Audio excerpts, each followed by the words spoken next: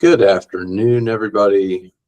Welcome to the Mitigation Working Group, the MWG, of the Maryland Commission on Climate Change. I'm Mark Stewart, Climate Change Program Manager at the Maryland Department of the Environment. Welcome to this month's meeting. Apologies for needing to scrub the May meeting, but it gave us a little bit more time to get organized for today.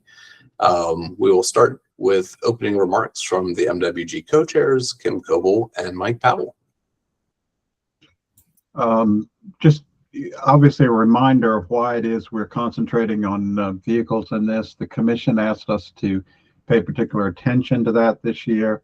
My understanding is that because it's the largest single, on a percentage basis, source of greenhouse gases in the state, and an area because primarily it changes on the federal level, we're most in danger of falling behind.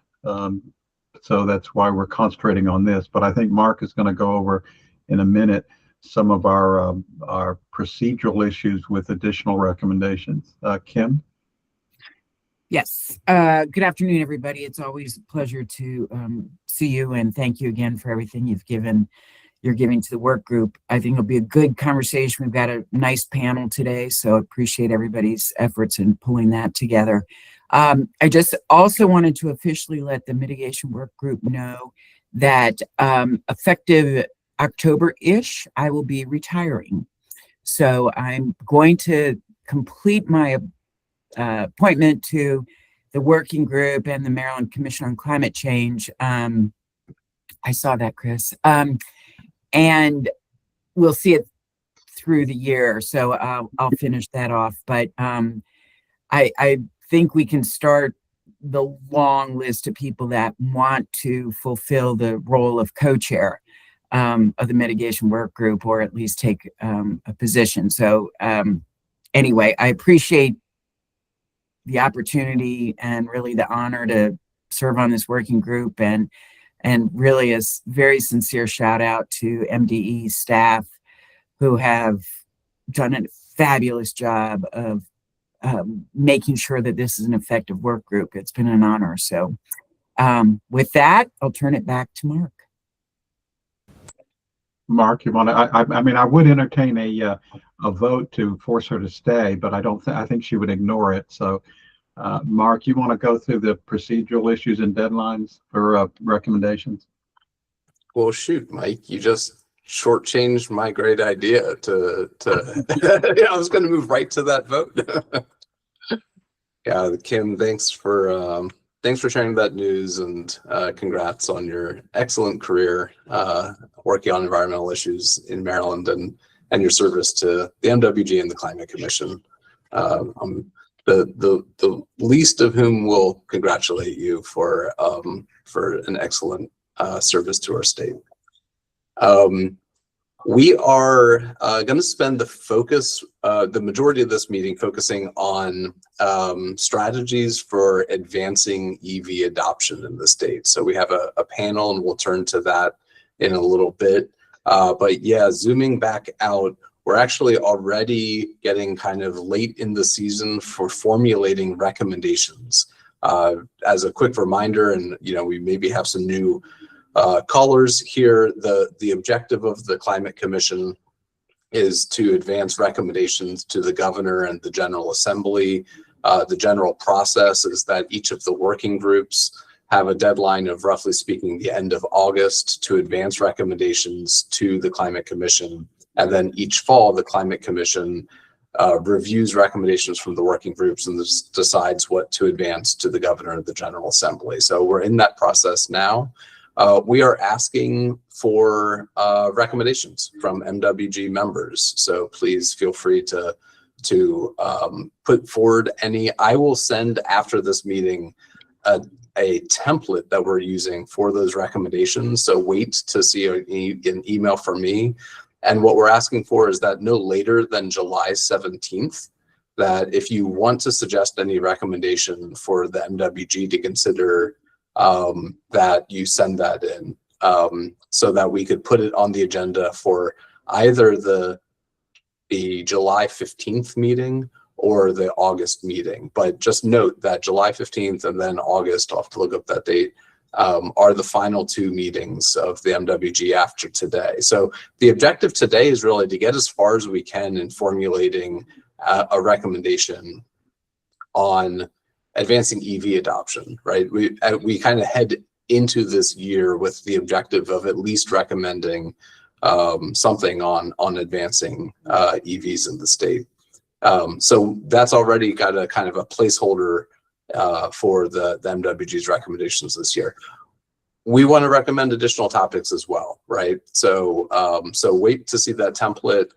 Send any recommendations that you want to put forward to me, ideally before July 15th, but we set July 17th, just a couple days after the meeting on the 15th, as kind of a final deadline to advance any recommendations to the working group. Any questions about that process? Oh, go ahead, Mike. Just add just two comments on that. The recommendations must come from, we've already gotten recommendations from the commission members from the mitigation working group. But if members of the public want to pitch members of the working group to sponsor a recommendation, you're welcome to do that. It's just that if we open this to all recommendations from anyone, we're going to run into problems. And that's because of the second issue, which we are been asked by the commission to limit ourselves to 4 recommendations so that things don't get lost in the crowd. So 2 things. One, if you had a recommendation, please feel free to talk to members of the mitigation working group to support your recommendation, whether you're on the mitigation work group or a member of the public. And secondly, keep in mind that because we have this limitation, you may be asked to say, well, is that recommendation more important than some of the competing recommendations? So make sure that we pick those that we think are most important. Thank you. Thank you. And I realized that I skipped a part up front, which is, and thank you and welcome, Brian. Are there any people who are standing in for MWG members today, and recognizing you, Brian, stepping in for Garrett? So thanks for letting us know about that. Hey, good afternoon. I'm standing in for Mark Shebist from OPC. Great. Thanks, Pauline. Okay. So the first part of today's agenda is a briefing from Morgan Ellis at MDOT on the Maryland Zero Emission Vehicle Infrastructure Plan. So setting some good groundwork for a good conversation today on EVs. So Morgan, do you want to go ahead and take over? Yes. Thank you, Mark. Thank you, Kim. Thank you, Mike. Let me get this started. All right. If I can get a thumbs up if people can see my screen. All right. Thank you. Hi, everyone. Happy Wednesday. My name is Morgan Ellis. I am the Director of EVs, Climate and Air Quality here at MDOT, just as Mark said.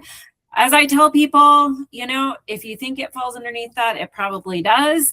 Or I can find the person at MDOT that, you know, works on it in more detail. So feel free to reach out with any questions after this presentation, or just with MDOT and the intersection of EVs, climate and air quality in general.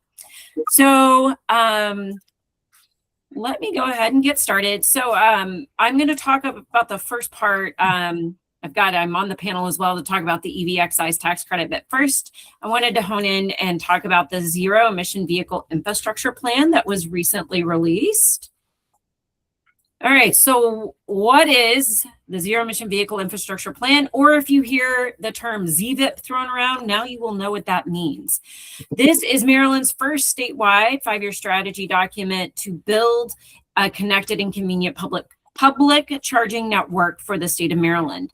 This was done in response to an executive order, as well as public and private partners really pushing to say, what is next? What is Maryland doing? How are we creating confidence and accessibility with public light duty vehicle charging? So as part of that, we developed this plan, which included a variety of components, but really hats off to a lot of work with the partner state agencies. So MDE, MEA, Department of Ag, Commerce, Labor, the governor's office, a lot of agencies and departments were involved in this, and we couldn't have done it without them. So again, just digging in a little deeper, what is ZVEP? We consider this our playbook. I say that with EV charging and EVs, that ecosystem is very diverse and broad. And so getting aligned on what the state's intentions are and what actions we intend to take over the next, really we framed it 3 years, is really important. So this is our playbook. This will, demonstrate how the state wants to continue moving and supporting. It's a reflection of a variety of feedback, not just internal to the state, but external. In the ever-shifting landscape of EVs, we ran scenarios to try and better understand the current landscape that we are situated in. We wanted to seize the current opportunities, and we realized that this needs to be a pretty nimble document. So we understand that updating is going to be really important. So we set that timeline at 3 years. You'll see why. That's because we framed a lot of the actions at 12, 24 month, 3 year time frame. And then understanding that as those actions are accomplished, we will need to take, another look. I think one thing I want to hone on, because this is, a public meeting, I see partners from around the state, stakeholders. This playbook is also meant to help provide some certainty. If the state is going to take these actions, it tells a clearer story and paints a better picture of what private industry can expect from the state and developing their response and their strategies accordingly. So I wanted to throw that in, since I did see when I was scrolling through who was on the call, that there are some external players and stakeholders that do influence the EV charging and EV market. Okay, so foundationally, we could have come together and said, hey, what are we going to do? But there were a lot of questions about, well, where is the EV market today? I don't know. I'm not the first and won't be the last person to tell you over the past 24 months, the EV and EV charging market has changed considerably. Whether it's supply chain, whether it's federal policy, whether it's money, a lot has changed. And so we found it very, very important to take a look at what we thought the scenarios of EV deployment could be. We worked in very, very close partnership with our friends over at MDE to make sure that we were aligned in their thinking and their scenario development. So, with a ton of creativity, we came out with a high, medium, and low scenario for you all. Let's start with the low. The low, we took a 10% cut, or a 10% flat rate for EV sales. That's based on historic trends for the state. And this zeroes out any federal incentives or the implementation of what you see as ACC2, which is Advanced Clean Cars 2. The medium is a scenario in which we repeal the federal tax credits under IRA. So, the $7,500 tax credit. And we do not include ACC2 against, again, Advanced Clean Cars 2 in the middle scenario, just trying to figure out where we are in the middle. And then high, you will see a fully loaded program, full scenarios, full federal incentives, full regulation. So what does that look like? Well, here's a graph for you to show you what that looks like, sort of projecting out to 2031. You see that high scenario coming in with 14% of sales, roughly 711,000 EVs.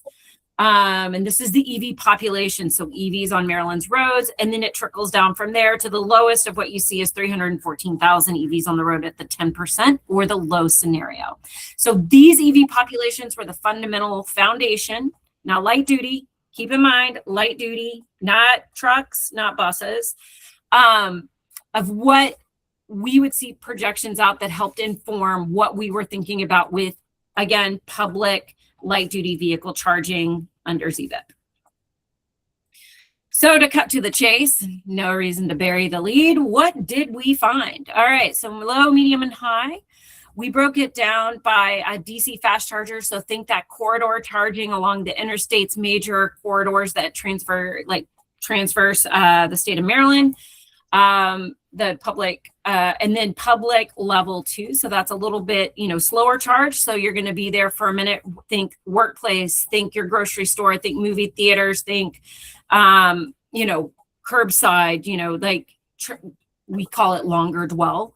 So places where your car is going to be for longer. So as you can tell, there is some difference between what's needed based on the scenarios. Again, those EV populations, low, medium, and high, between 314,000 EVs on the road and 711,000 EVs on the road. So this is the work that we need to do to support those drivers in the state of Maryland.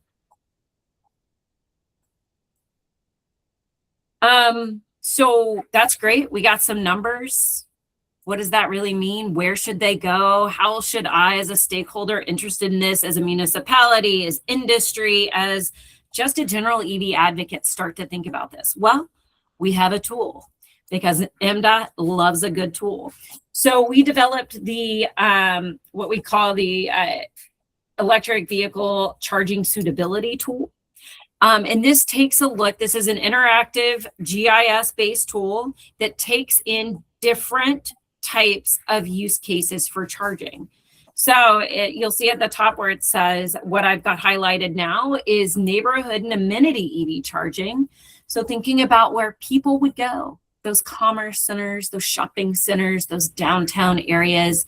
And what you start to see in this particular map populated is where the neighborhood and amenity charging is most suitable. So where there is a need, and this is based on existing charging. So not trying to recreate a wheel or think that we're starting from scratch, because we are not. But where is it most suitable to put in that new level 2 charging for where people are going to be, all the way down to least suitable. Not saying it's not suitable, but least suitable for this planning tool.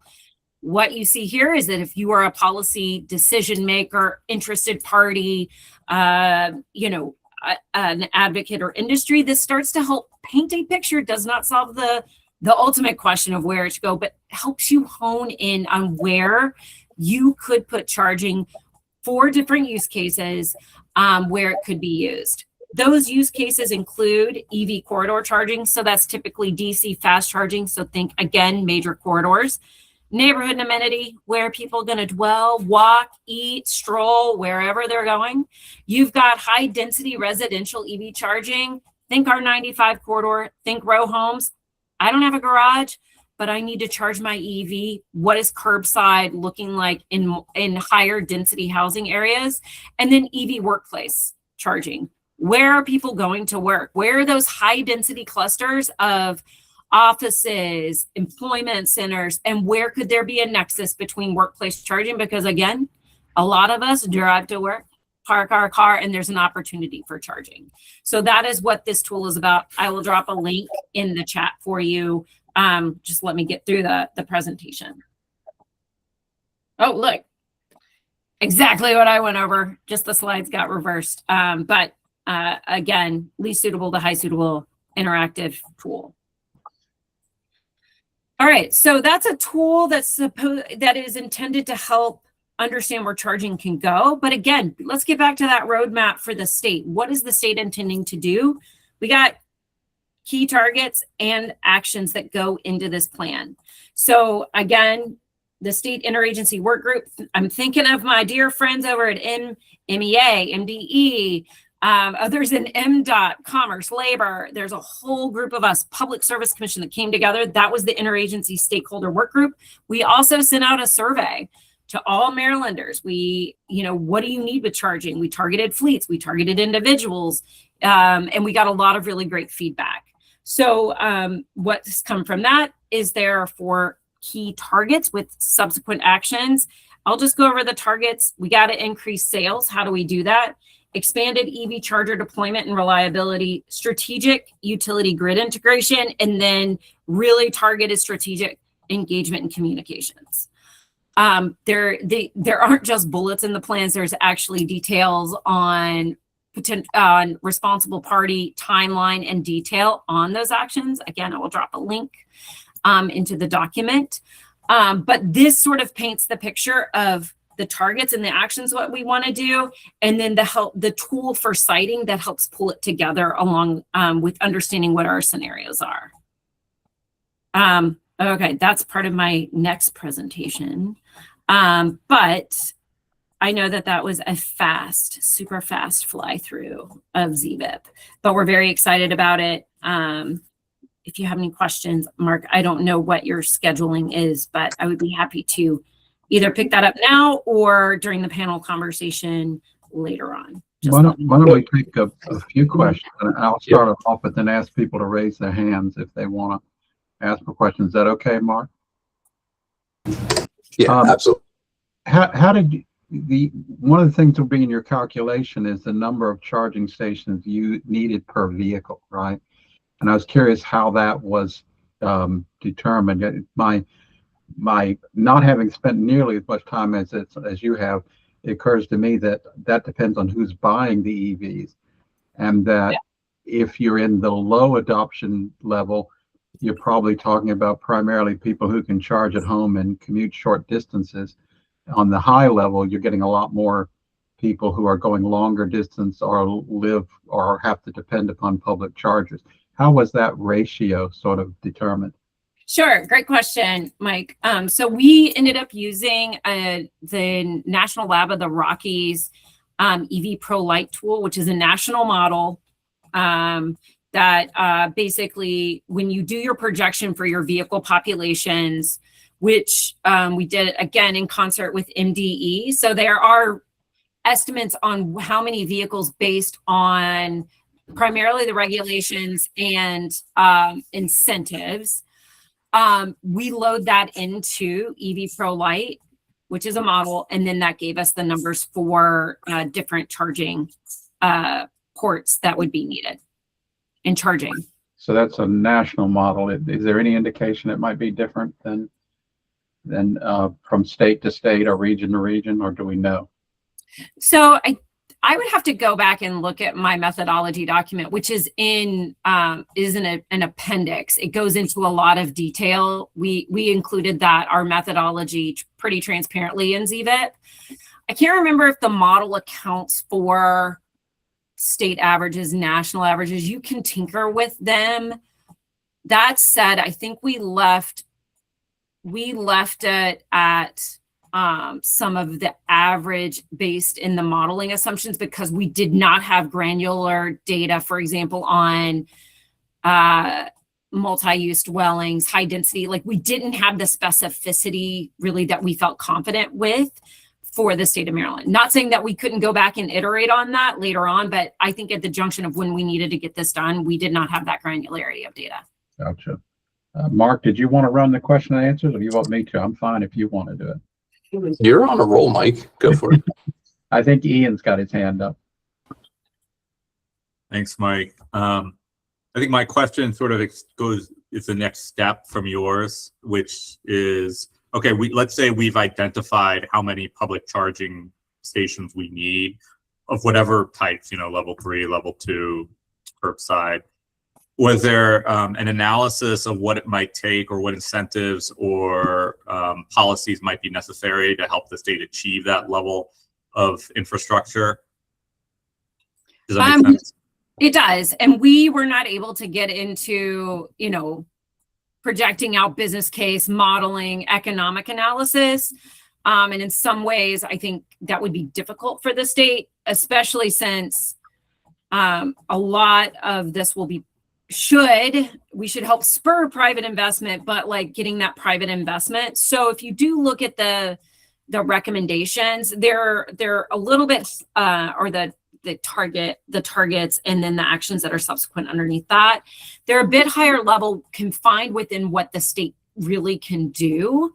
But I mean, it's a point well taken, and something that we got, throughout this is, have you done an economic analysis? What could this look like? And we just didn't really have the bandwidth to do that, or consumer behavior, really. Lewis, I think you're up. Thanks, Mike. Thanks, Morgan. Morgan, just for clarification, because I know we had the needs assessment that MDE and the other agencies did last year and released on medium and heavy duty trucks. So the charging needs as part of that assessment were in no way, it sounds like, incorporated into this effort. Is that right? Because some of those charging, like level 2, is appropriate for trucking in some circumstances, right? We don't always need DC fast charging. And so I'm just wondering if those were incorporated in any way.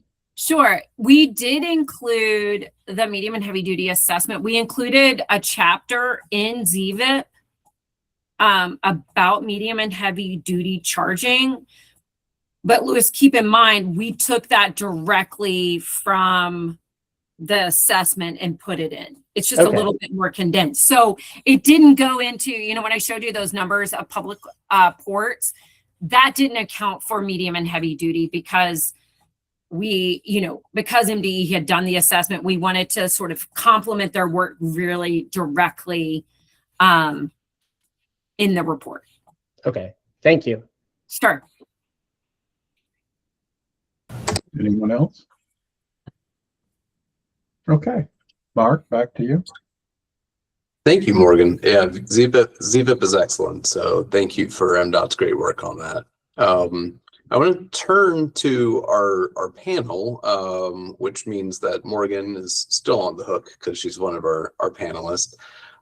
We are really happy to have a number of folks joining us today. So welcome to our speakers.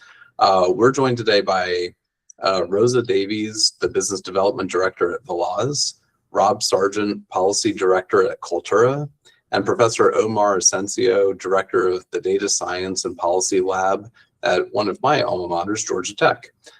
So we are happy to have you all joining. And the way that we're going to organize this panel is we've asked Morgan to give us a quick overview of kind of the state of EV adoption currently and the existing excise tax credit. And then following that, we're going to turn to Rosa from Velaz to be sure to get her in before I think her availability today ends at 2. So and then we'll turn to Rob and Omar, and they are loaded with a lot of good content for us to consider to contextualize what Maryland can do to accelerate EV adoption in the state. So with that, Morgan, tell us a bit, how's EV adoption going right now? What's the status of the excise tax credit? Help us lay some of the groundwork for today's conversation. Sure. Okay, well, it's me again. Thank you for having me. So I'm going to do a little bit of a snapshot on the latest EV numbers that we have. So sort of the state of play of EVs here in Maryland. And then I'm going to jump in with just sort of a level set on the EV excise tax credit that our Department of Motor Vehicles administers for the state. All right, so the latest numbers that I have are from last month, May 2026. Here's a snapshot of our numbers with registered EVs, ports per person, charging stations. We have seen this tick up, but anyway, high level, you'll see we often do a delta between the year or between the month prior and the month in place. So April to May, 1,800 new EVs are in Maryland. All right, so this is a little bit longer. This is more of a trend line, 2024 to 2026. I mean, none of this, I hope is not overly surprising. You see sort of ticks up when money comes available, predominantly that federal tax credit. And then when market uncertainty starts to happen, you see a pretty big decline. Now, I will highlight April and May of this year and even into March. I think international conflicts that are petrol-based have helped determine some of those numbers in the tick up that you see in the past 3 months.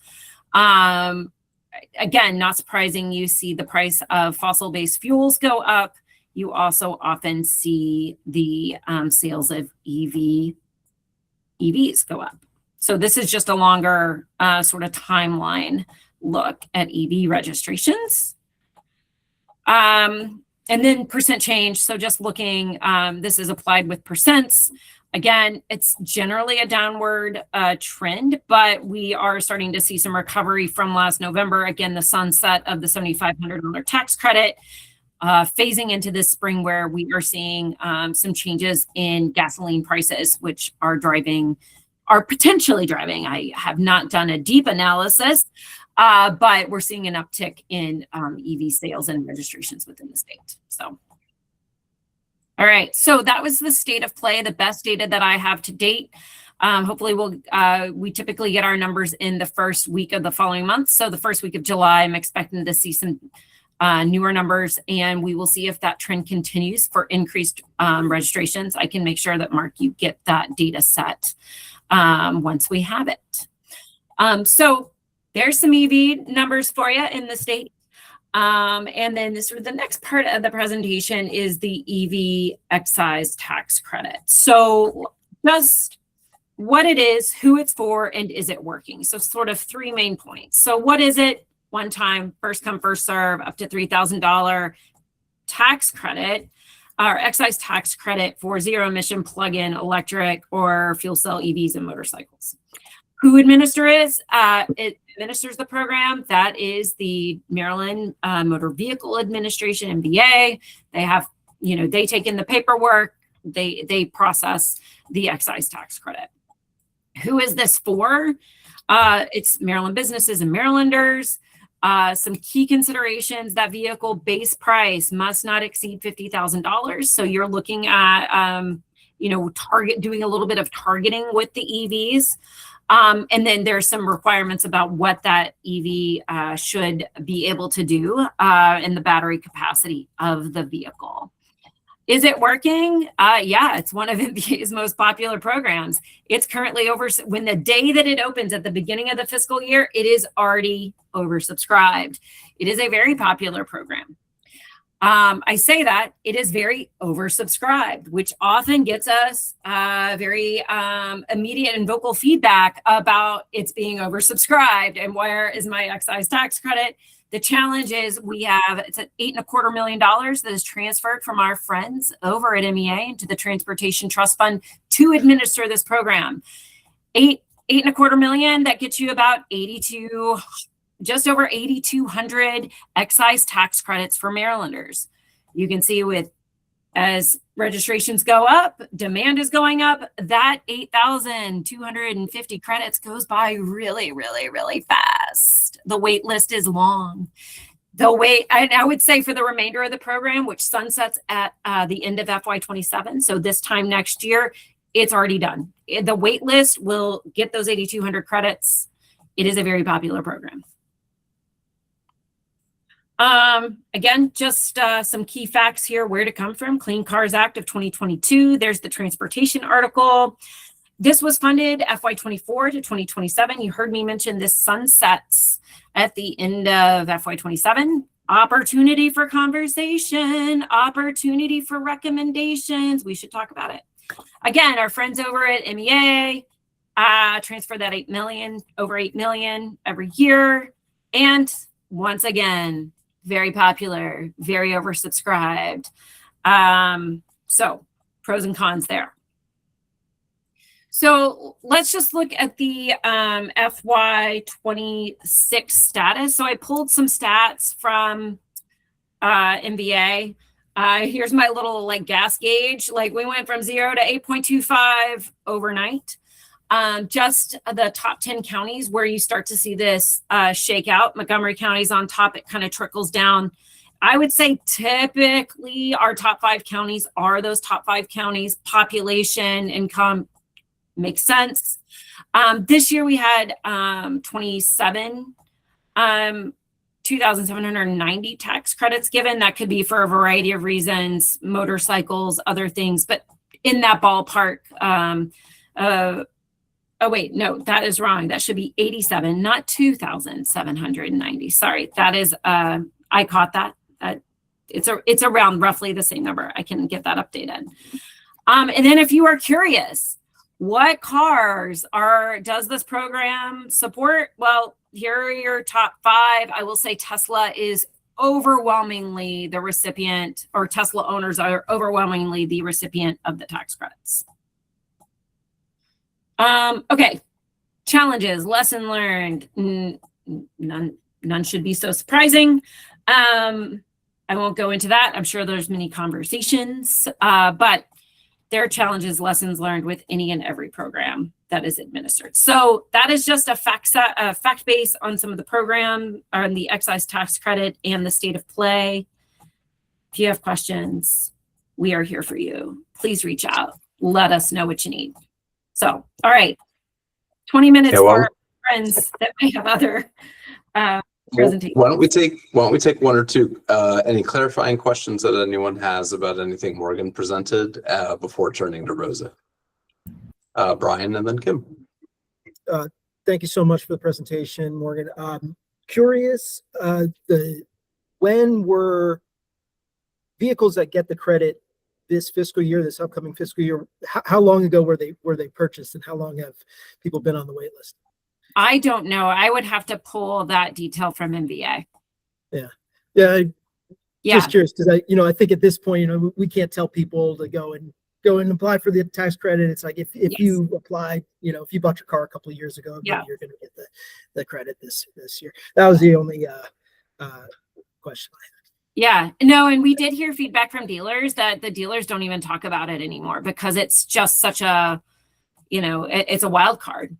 It's oversubscribed, and I think that does impact, dealers are that frontline person for those EV sales. So definitely a lesson learned there and challenge. And I was just looking at the math of whether it was 2,000 or 8,000. I guess 2,000 would be $3,000. The 2,000 credits this year would be about 1.2 million. Yeah, maybe 8,000 over the course of the program. Maybe about the. Yeah, maybe that was it. Yeah, I guess it is around 27 per year. Sorry, I batched those numbers. Got them mixed up in my brain. Thank you. Thanks, Brian. Kim. Thanks. Hey, Morgan, nice job as always. To the best of your knowledge, has MDOT put forward a recommendation that the more money go into that fund? I am not sure. I don't believe in years past. One thing that we are looking into is to better understand, and again, working with our partners, different policy levers that could impact, EV sales. So we're trying to do a study on best practices, what other states have done. And probably as part of that, I will look to my team to, if we are to hit certain numbers, what is the entire ballpark of, what is the pot of money that would be needed in order to support something like that? But I don't have those numbers right now. Well, but you would agree that, since this program is oversubscribed on day one, it's a pretty effective program. Yes. Yeah. And so would you also agree that more money in that program is likely to result in more EV purchases? Based on trends, yes. Thanks. And I, also looking at the corner of my friend over at MEA also, since they write that check. Well, I've talked to Ian and he says they've got a ton of extra money sitting around. And so I think I just want to know how much to ask for. Right. Well, I love hey, it. Ian. That's to the Motor Vehicle Administration, Ian. Just motor vehicle. Mike, I see your hand up. Yeah, I mean, one of the things that the commission has to do is sort of recommend what buckets things go into, not merely should you put more money into it, right? And one of the things we heard a lot about is the suggestion that we ought to be putting more money into infrastructure because of range anxiety issues. But looking at your numbers, it looks like the numbers are far more responsive to the incentives going to cars than they are to infrastructure, because we've got more chargers on the road than we've ever had before. And except for this blip from the Iran war, which hopefully is a blip, we'll see, we've had declining. That what it's been responsive to is the tax incentives for the cars. So what I'm looking at is there a message there for us about whether money expenditures should go to additional incentives for cars rather than charger infrastructure? Any thoughts on that? I don't know, like directly. It's kind of, I think I'd have to think about that one a little more. I will say that for EV charging, the NEVI program and then MEA's continued work with their grant program on EV charging has been successful in the EV charging framework, right? So there's been a lot of rollout of EV chargers. You know, well, the issue I think I'm asking is if if Ian's unlimited budget, if you had $1 million from MEA and you had to make a recommendation rather to put that in additional charging, and it could be either, you know, public charging or private charging, or additional $1 million into vehicle incentives, looking at your numbers, and this is surprising to me because I would have thought the opposite. It looks to me like the $1 million gets more bang for the buck when spent on vehicles rather than infrastructure. I think the answers might be different for trucks, okay, but for passenger vehicles, it looks like there may be your biggest bang for the buck may be incentives on the vehicles. there could be. I mean, I would probably need to look into it a little bit more because just the trend of EV sales has been going down, right? Even with the program over years. And I mean, I think that there is a genuine question, is $3,000 enough to move the needle? Or was that in partnership with the $7,500 coming from the feds, right? So I guess that's the reason I'm hesitating a little bit, Mike, is because I think that there are some other factors outside of just the EV excise tax credit that do help drive sales, that I don't feel as confident sort of understanding the impact of some of those other factors. And if you can isolate just our 3,000 versus the EV infrastructure. So that's my only hesitation. And maybe there's others that have more in depth on that, but Gotcha. I don't think you're like wrong that it certainly helps. I just don't know how much it drives, if that makes sense. But Mike, of course, you're asking a question that is core to the purpose of today's panel. And I suppose I see a bunch of hands, but for the sake of time and knowing that we're going to build in more time for discussion after some more presentations from our invited speakers. So why don't we go ahead and turn to Rosa, because I think she'll provide some more context to help us think about current market research as it relates to EVs and car shoppers. So Rosa, thank you very much for joining us today. And if you have a presentation, you should have access to screen share. So take it away. Yeah, perfect. I mean, that could not have been a better segue for me, that discussion that was going on there. Okay, I'm not a Google Meets professional here, so bear with me a second. Do you see just the slide? We see that full screen. Yep. Okay, great. Well, hey, thank you, Mark, and everyone else for inviting me to be part of the speakers today to touch on the benefits and value of education and outreach, specifically consumer education surrounding EVs. And I also just got to say it now that I know, Kim, congrats on your retirement. I'm sure you're leaving behind really big shoes to fill. So just wanted to also throw that out there after hearing that news. I think most of the folks here know a little bit about Veloz. Veloz means fast in Spanish.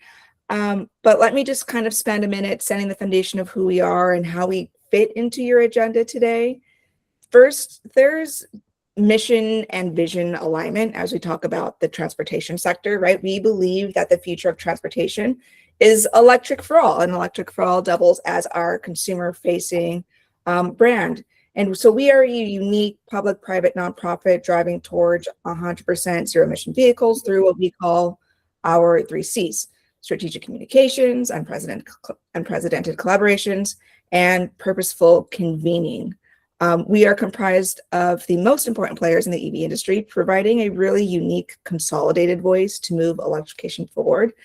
Secretary McElwain is on our public policy board and has been highly successful in highlighting Maryland in our various programmings, investments, and efforts on both the Veloz brand, which is our industry-facing brand where we generate communication strategies and policy education that support EV adoption, and then over on Electric for All, right, our consumer-facing brand, where I'm going to focus the rest of the time today. So I just had to just level set who we are, what we do.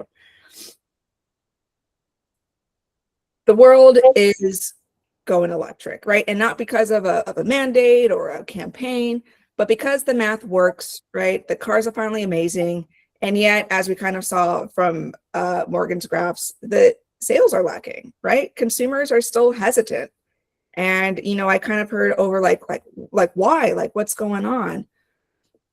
States across the US, right, are in different stages of EV adoption. And when we look at Maryland, we see a state that already has broad awareness on EVs, right? Because of the great work various organizations in the state have done on incentives, deploying charging infrastructure, right? People have seen an EV, they've seen a charger, they've probably been in an EV, right? If you know, through Uber and whatnot.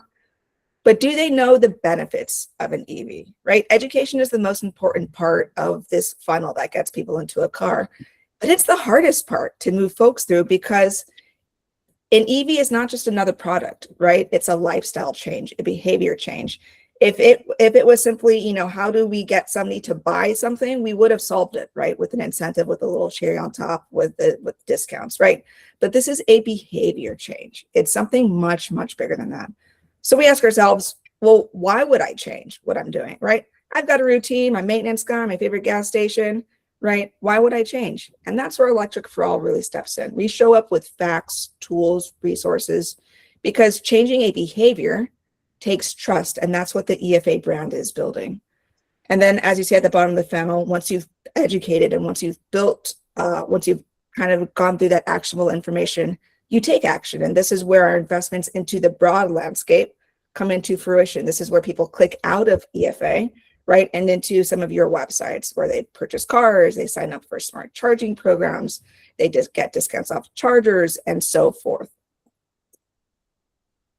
We have many educational tools on our site that are being upgraded, updated, and added pretty much every quarter because consumer needs evolve.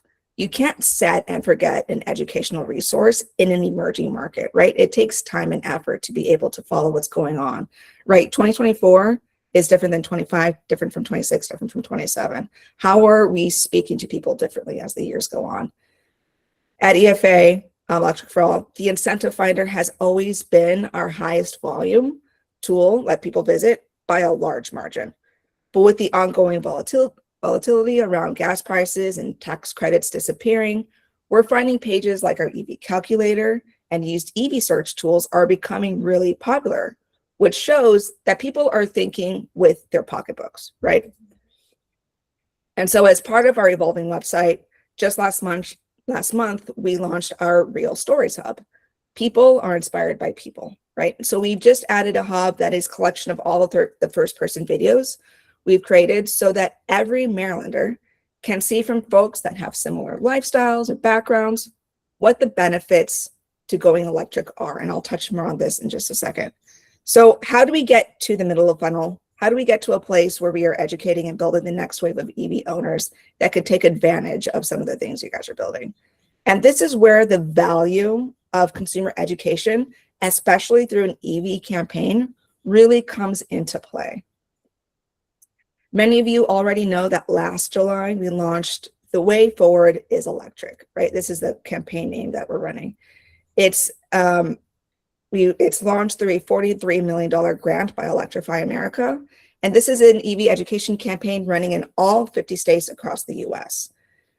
And so when you have $43 million, especially in this economy and this environment, you've got to be really strategic with it. You need to know where the hurdles are, where the pain is, the real pain that people are feeling. And so we took some polls, some surveys, and we landed on the 4 largest barriers to EV adoption across the US. Cost savings. How is driving an EV going to save me money? Range. How far can I get? Charging. Well, where can I charge? And then incentives. Hey, is there a good deal I should be taking advantage now? Should I be waiting? Should I be rushing? Right? These are the questions many Marylanders are asking and are now, because of the campaign and what's being offered in the states, starting to find answers that builds confidence and trust. But how are people hearing about this campaign? Well, they know it because quite frankly, we're everywhere. And this isn't just a cool logo slide, right? It's our multimodal approach to our campaign work, because reaching consumers is not a singular straight path. It takes eyeballs and ears when you're at home watching the news, on the go, listening to podcasts, or seeing one of our billboards, or hey, just like playing Wordle in line with the DMV. We're everywhere that you consume media. And so again, we have this funneled approach on how to navigate consumers towards EV adoption that we've split into 3 stages. So you need all 3 stages to get a win here, and you need the approach to match what's going on in real life in the field. So what do folks need to be aware of? What do folks need to be educated on or against, right? Like limited infrastructure or range anxiety. And how can we enable folks to make the right decisions at the right moments? But just because our job is hard doesn't mean it can't also be fun. Velo has produced engaging, funny, edgy, targeted assets that are made to match where you spend time. So listening to music, reading the latest headlines, doom scrolling on social media, right? And so have our partners, right? From the big screen to your phone screen. The value of our campaign has expanded drastically through media partnerships, where we, for no cost, were featured multiple times on late night TV with Seth Meyers. We've also vetted and partnered with dozens of influencers who each have their own spin, style, and reason to go electric.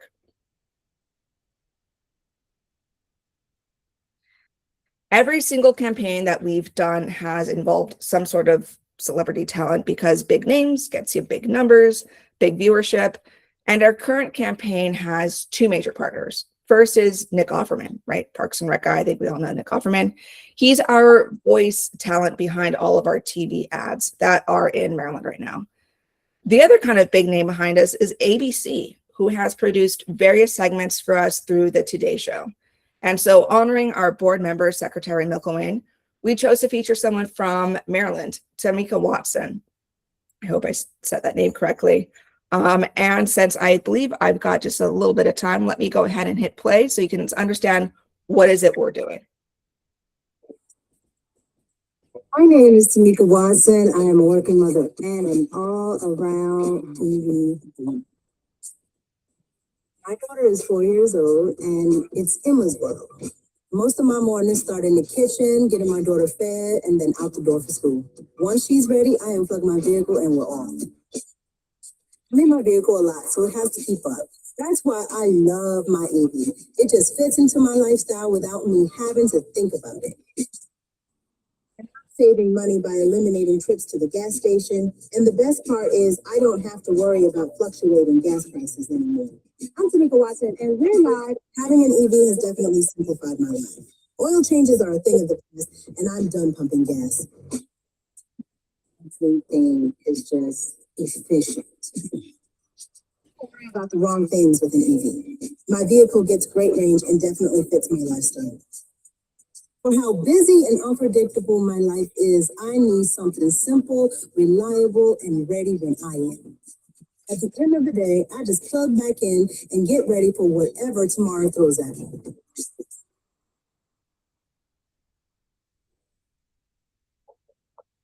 Hopefully that audio came through. I forgot to do an audio check before I hit play. So I can put a link also into the chat room before I head out, so you guys can go straight to the page if there are any audio issues there.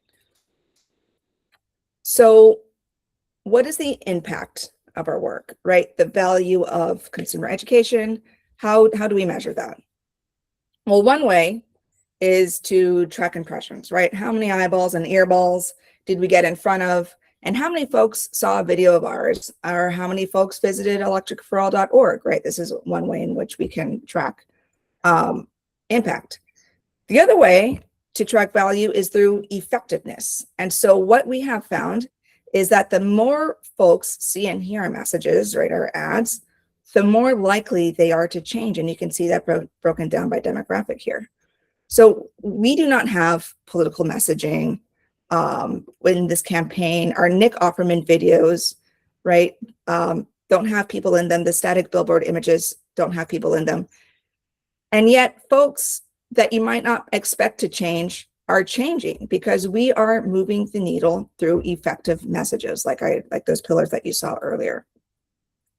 Those multimodal touch points are working, and the most effective way to use it, I heard this question start of like, where do we spend our money, is to start with cost. This is the message that's moving forward the most, right? Answering, well, what does this do to my pocketbook?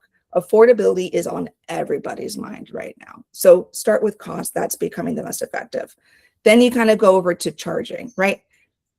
Everybody knows that we're in an energy crisis right now, right? They're seeing gas pumps go up. They're wondering where they can charge, how much charging is going to be. How is this, again, going back to cost, helping me save money, things like that. And then we go over to choice, right? There's more EVs on the road. You have more options now, right? Are looking for something new, used, American made, not American made. What is it? We're spoiled with choice now. That's the third message that's really working well. And again, these messages avoid political messaging because we're not pushing brands, environmental perspectives, or even EVs. We're just saying, did you know? Did you know that EVs can do X, Y, and Z? And now that you know, would you want to take a look at this? Electric for All has nothing to sell, and that's the point. That's how we're being able to build trust here. So how do we use the current landscape in a state like Maryland to create a campaign or to promote the value behind this? Well, the barriers Maryland is facing are based in reality, and they're really valid. For Marylanders, the top barriers to buying an EV have been limited charging or perceived barrier, right? Limited charging infrastructure, charging time, and range anxiety. We got this through our partner at Resonate, which looks at various goals. The Electric for All campaign, so in response to that, our campaign over prioritized range and charging as the main message pillars serving the state. And what did that get us? That get us a 0.28% click-through rate, which is 22% higher than the national average, indicating a stronger interest in EVs above the national baseline when those barriers are addressed. We also saw a lot of new visitors from Maryland come into our website, right? At 333% growth coming into EFA. And so now, looking at kind of like that table above, your EV to port ratio is 34.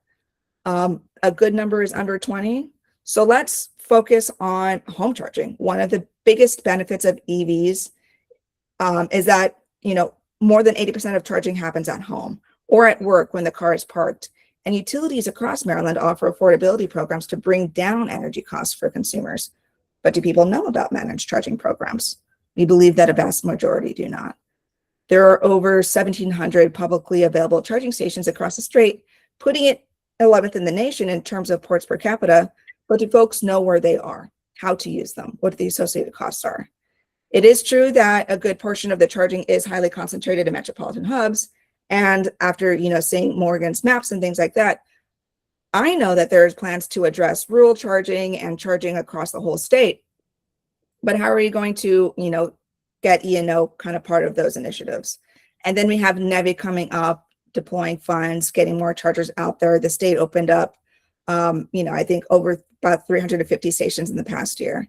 So you have a message that answers barriers around limited charging infrastructure, charging time, and range anxiety. Folks just need to hear about it. And so I'll end with this. The industry consumer campaign loop at Veloz is unique. In fact, we might be the only EV nonprofit doing this work.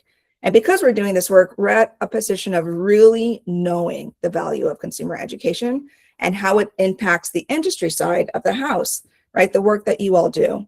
In our policy education work, we don't say things like EVs are good, EVs are bad.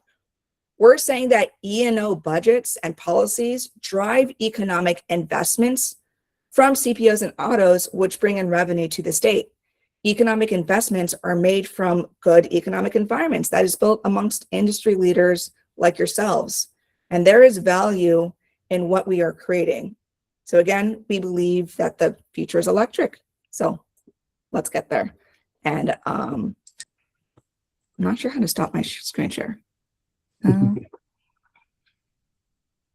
Well, as you sort that out, thank you very much for your presentation. Welcome. I know it's 2, but if you are you able to stay on if someone has a follow-up question for you? Okay, I am ending show. And then do you still see my screen probably? Anybody have any tips? I do. I can There it is. oh, there you go. You solved it. So I see a hand up from Jennifer. Jennifer, your hand may have been up from the previous session, but feel free to chime in if you have any questions for Rosa. And then if anyone else has a question, feel free to put your hand up. So my question really is for the previous speaker, but I think Rosa might have a thought. So the disability community is extremely interested in autonomous vehicles, particularly for people who are blind, for example. They're not yet legal in Maryland, and they're almost always EVs. So have you looked at making autonomous vehicles legal in Maryland? Yeah, that question's not for me. I mean, I support AVs everywhere, but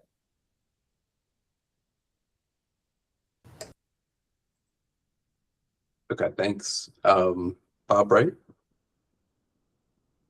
Yes, thank you. One of the things that bothers me personally is as you slice and dice the benefits of an EV vehicle. Mhm.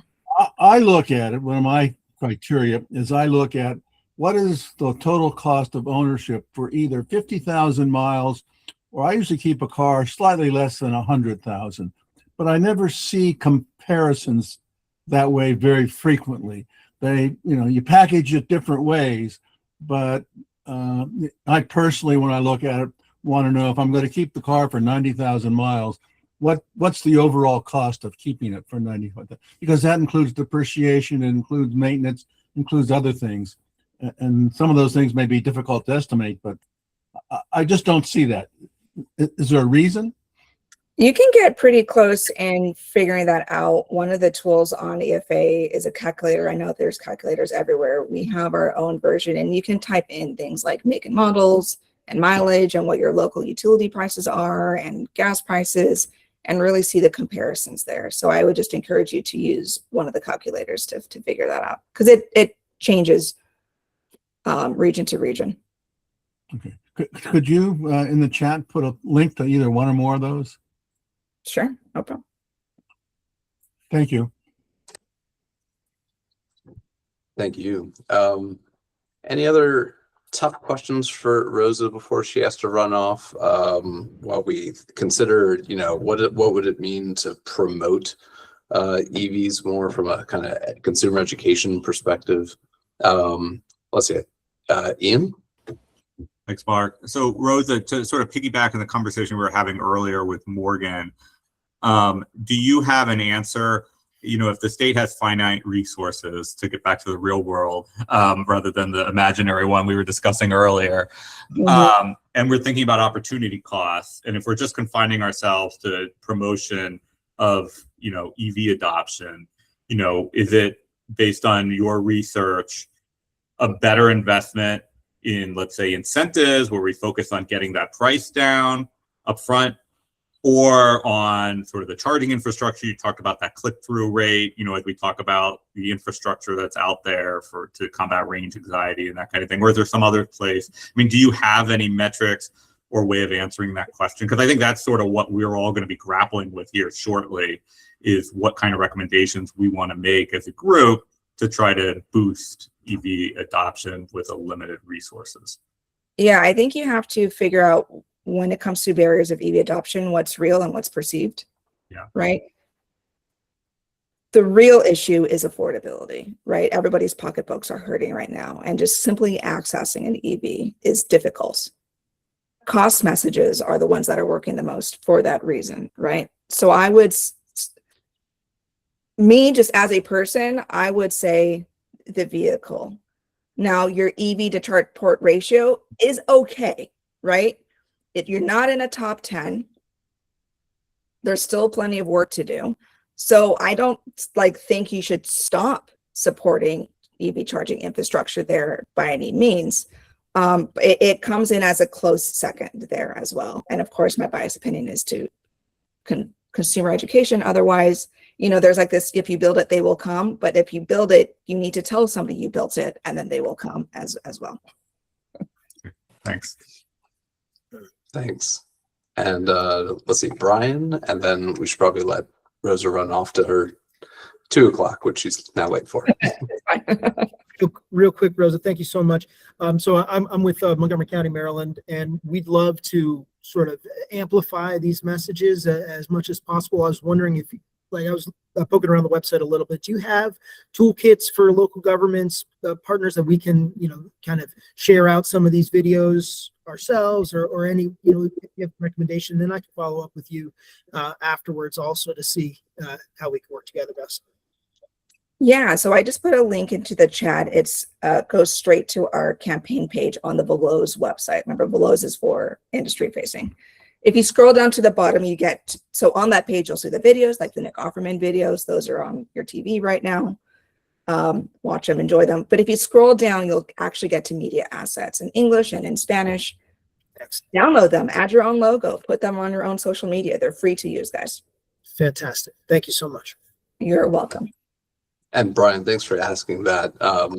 You reminded me that Ava had that same type of question in the chat, so thanks for hitting that one. Rosa, thank you very much for joining us today, and take care and farewell. Thank you. You're welcome. Bye. So we're going to turn to Rob Sargent, who is Policy Director at Cultura, who I think is going to build really nicely on what Rosa just discussed here. So, Rob, can I turn things over to you?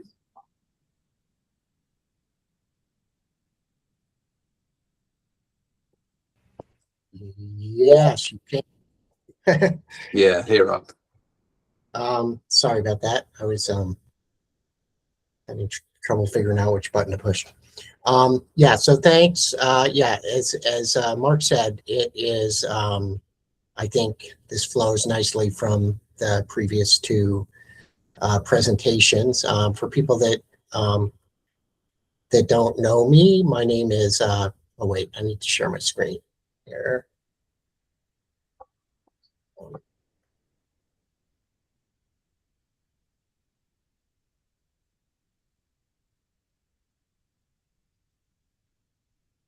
some reason it's not. Okay, here we go.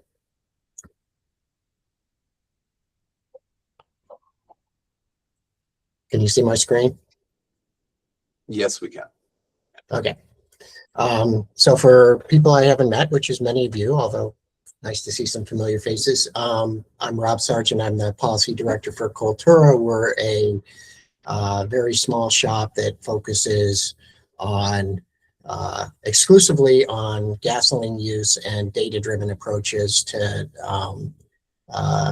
reducing it. Chief among them, how to use the gasoline spending info that we've cultivated to target deployment of EVs for maximum both economic and, in the case of the charge of this committee, also to maximize emission reductions. Hey, market, Rob. yeah. Sorry to interrupt. Just so you know, we can see also the little video of the video call in the bottom right corner, and I think that if you, yeah, okay, there you go. Thank you very much. Thank you. So Mark had asked me to, so we've been sort of keenly looking at, EV incentives as as many of you have, as a means to move people into get them behind the wheel of EVs. And we had done a blog a while back that, especially now in the absence of federal incentives and tighter state budgets, mostly in part because the federal government's walked away from so many things, not just EVs. How to squeeze more out of less, or get more out of the same, or just optimize the benefits of EV incentives. So we don't have any of the answers to the chicken and egg charging versus vehicle purchase question, but we do have some information that might help move that discussion along. I do want to just quickly, for those of you that haven't heard our sort of quick pitch on the idea of so-called gasoline super users. The idea of our gasoline data work really originated when one of our founders was talking to a drywaller, Severo Lopez, who, as you can see, drives a big truck and drives a lot all over the state. He was realizing, oh my gosh, this guy drives 700-800 miles a week, and he spends a lot of money on gasoline. And then simultaneously, his mother bought a brand new Kia. This is, as you can tell, a while back.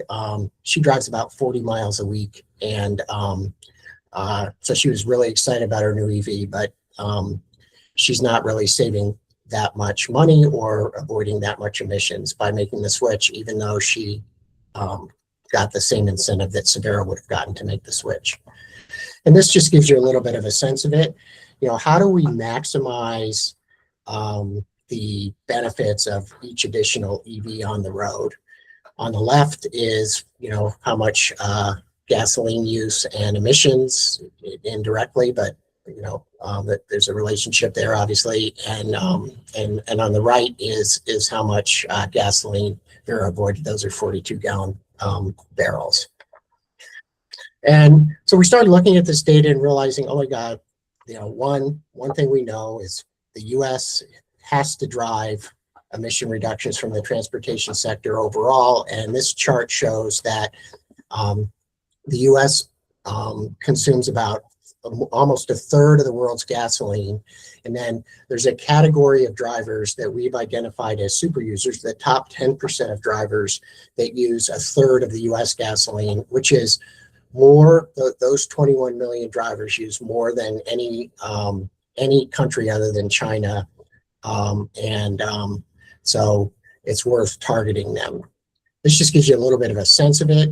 The so-called gasoline super users, the top 10% of drivers in the US use 35% of the US gasoline, which is more than the bottom 72% of the drivers.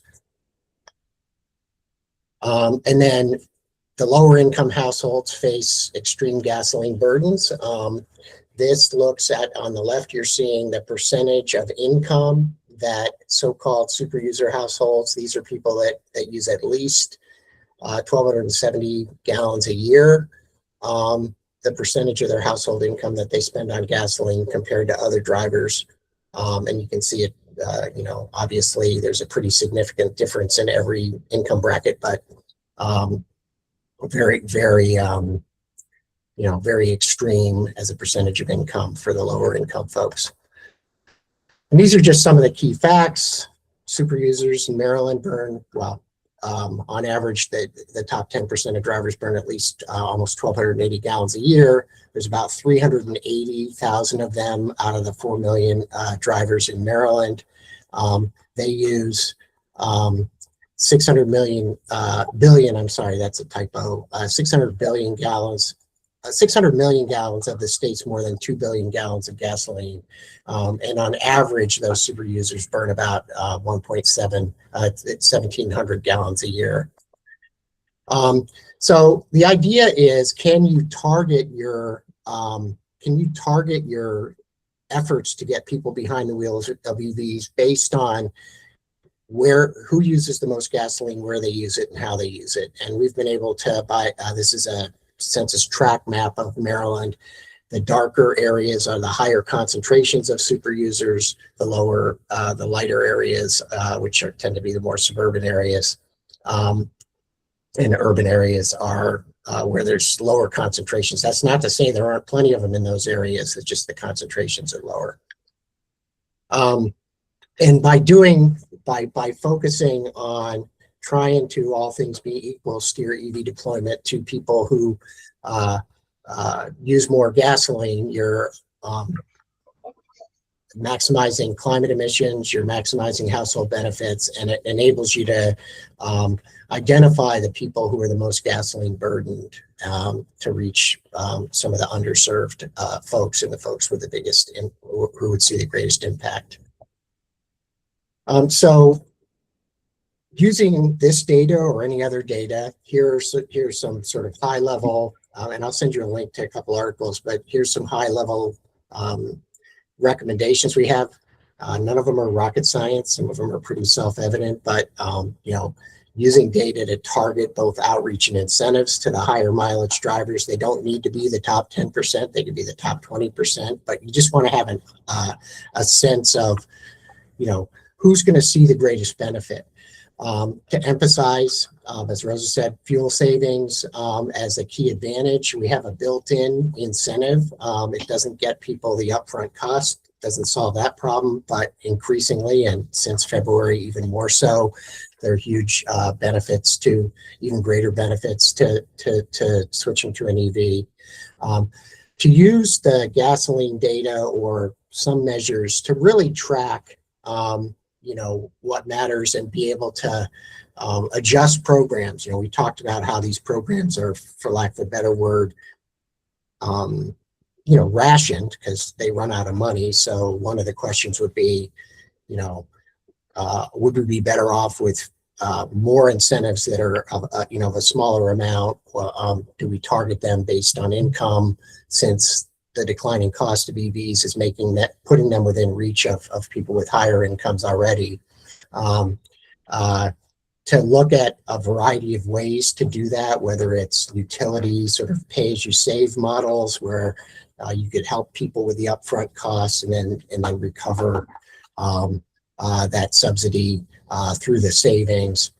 And needless to say, just to chime in on the chicken and egg question, obviously, site EV, public EV charging, with an eye toward helping the people that need to drive the most have a comfort level that they can charge publicly. We've created a set of data tools that people that want to geek out can look at. It's data.cultura.org. You can see it at the bottom here. And then we also have, and I'll put this in the chat, some of this is, in fact, Bellows is using some of these tools already that we helped create.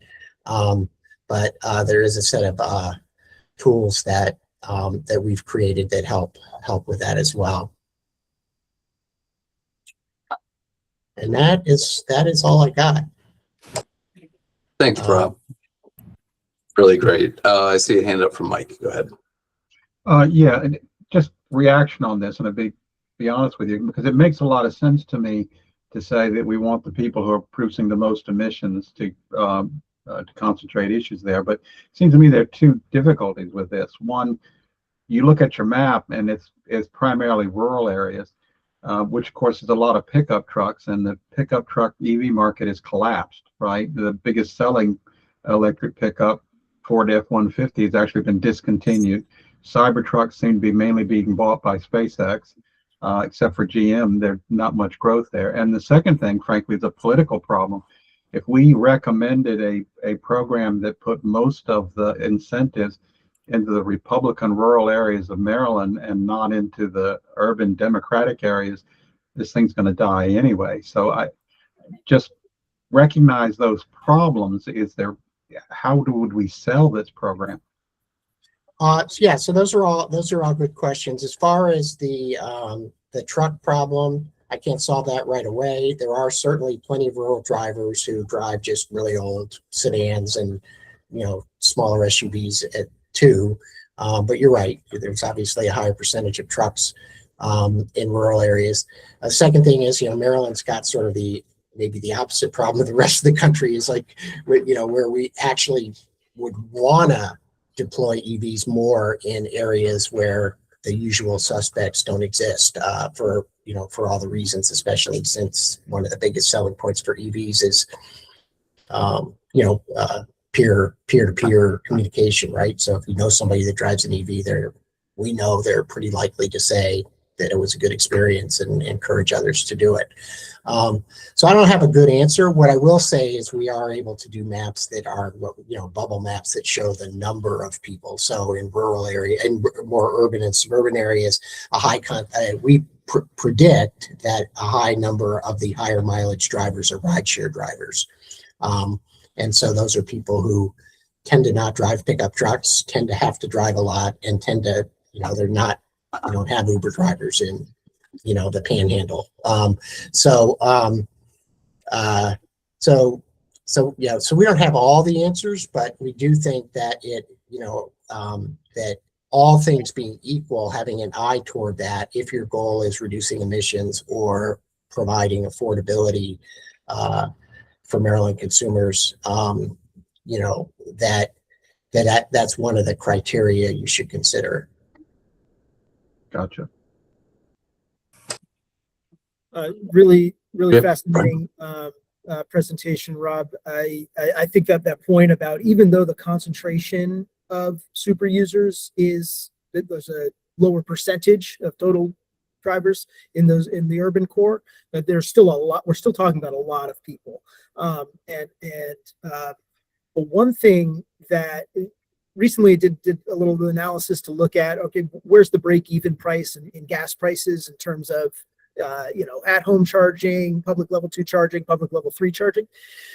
Public level 3 charging came out to about 60 cents a kilowatt hour. That's almost equivalent to about $5 a gallon of gas. So if you are someone who's driving rideshare, for example, and you need to fill up, you need to fast charge every day, you're really looking at it even kind of harder price comparison in terms of savings, unless gas prices are extremely high. So that's another angle, that there are super users. If we're encouraging them to go to EVs, they're also probably going to be more exposed to the fast charging network and the cost of charging.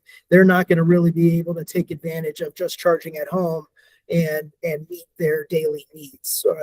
So I think that's just something to keep in mind. Yeah. And that's, there is a tension there of the rural drivers. The one thing I will say, on the other hand, so the higher mileage drivers in urban areas are more likely to live in multifamily housing, which makes it harder to charge, right? Rural drivers are what we would characterize as probably slightly more transition ready, because there's a ton of people that drive a lot, but let's say never more than 150 miles a day. And if you live in a rural area, you're more likely to live in a single family home. You might not own it, but you live in a single family home. And so, those people, if you really drive a lot, but never more than 150 miles a day, you're what we would call transition ready. If you can get, Constellation or somebody to, help you with a charger, which would be worth it for them to do, right? Because if somebody drives a lot, that spends a lot of money on gasoline, they're going to spend a lot of money on electricity as well. You can solve that problem. But yeah, I don't have the answer to that, other than you're right. Remote fast charging costs more. And the more that we can deal with that by providing more workplace and home charging, and address the cost of electricity and what remote fast chargers are charging, the better. Rob, your point about, super users disproportionately likely have access to home charging, right? Dedicated charging opportunities, dedicated parking opportunities, so opportunities to install a charger. Do you have any sense if there's a barrier to the idea of installing chargers? Like, if the state were considering incentives, is there any kind of ranking in your mind about kind of cash toward the purchase of an EV? And obviously your message, I think, is coming through about target those incentives toward your super users so they understand the the fuel savings opportunity, but also that there are incentives available. But is there anything about the hurdle of installing a charger, which I think a level 2 charger would be really important for them, right? I only have to charge my EV like once a week for my commute, basically from DC to Baltimore and back. But if I'm driving as much as a super user, I may need to top it off with a level 2 charger every single day. So you want that installed pretty quickly. Do you think because of that, you need to incentivize and support the rapid installation of getting the electrician there to get a level 2 charger installed? Yeah, I just think, yes. I mean, the answer is really, it depends, right, on the person. But so I don't know if I have the answer to, if you have a finite amount of money, how much you go to charging versus EV deployment. And I do think that really, you know, and I know the conversations are going on, and I know the utilities are aware of this, but, you know, the more that we can actually, you know, there's a sort of wider grid benefit if it's done right, to have a whole bunch of home storage batteries on 4 wheels that can, you know, both store energy and then you have a car when you're not using your battery. So I don't have an answer other than, I think, you know, the more that we can try to see if we can work with utilities, and more importantly, probably in this case, because some utilities would probably do this, you know, there's regulators as well, that would ask a lot of questions about this. The more that we can do that, to have the utilities take care of the charging and have the state take care of the purchase, you know, the better. Just because, you know, we are asking the utilities to do something sort of complicated, but on the other hand, we're also, you know, basically saying, put a charger in so somebody, you know, you're redirecting the gasoline spending to the utilities. And so if it's done right, there's a value proposition, not just for the utility customer that wants an EV, but for all customers. If it's done right, it can actually serve to lower electric bills for all customers. Thanks. Jennifer? I just put in the chat that there is a brand new truck that is out that'll be only 25K, which, so given the previous speaker said affordability is key, I'm wondering if you have any special effort around promoting that, because that is so much cheaper than other trucks. Yeah, and Ford is rolling out an affordable one too. Maybe that's what you're referring to. I saw that was it Slate or is rolling out one this soon too. Yeah, so the prices of EVs are declining, including trucks. The used EV market is huge. That does include some trucks, but we're personally, you know, both, it wouldn't matter because we don't have a lot of resources to do it anyway, but we're not personally in the business of sort of endorsing any particular product. But we, yeah, it's good news that that's happening on all fronts, that there's a wider availability of more affordable EVs, whether they're new or used. Thank you. And if you don't mind, I'm going to go back to this question of the autonomous vehicles again, because in rural areas, there are very little paratransit. There are over 100,000 blind individuals living in Maryland, many people with disabilities that want these autonomous vehicles, and they're almost always EVs. Have you looked at this as a potential market of focus? Especially since if there is paratransit, they tend to use large buses that are not electric to get around. No, we haven't looked at it. I mean, you know, I've observed the phenomenon of autonomous vehicles. I don't think we have a particular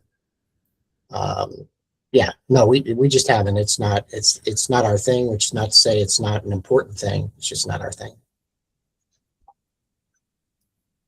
And really, we need to be talking to this safety officials, right? I mean, the traffic safety folks are the ones that need to figure that piece out, right? So I will actually push back and say it's been proven safe in many places. However, there are unions that represent taxi drivers that have fought against it. Yeah, no, I'm not saying I'm not suggesting that there are safety issues. I don't have enough information. I've been reading the same things you are. People make mistakes, machines make mistakes. Maybe the autonomous vehicles make fewer mistakes. Yeah, it's just, no. So we have not done that yet.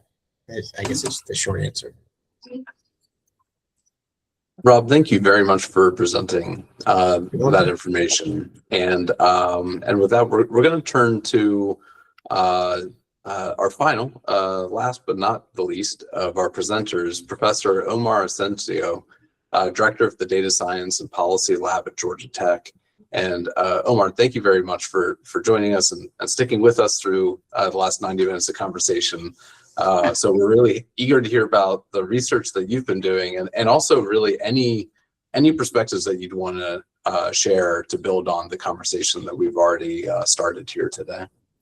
Okay, wonderful. Thank you. Just checking to make sure you can hear me. Yep. Okay, great. Yep.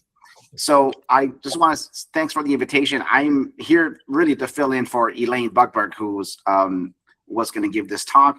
I'm always happy to talk about research. So when Mark, you said come and talk about research, I was all for it.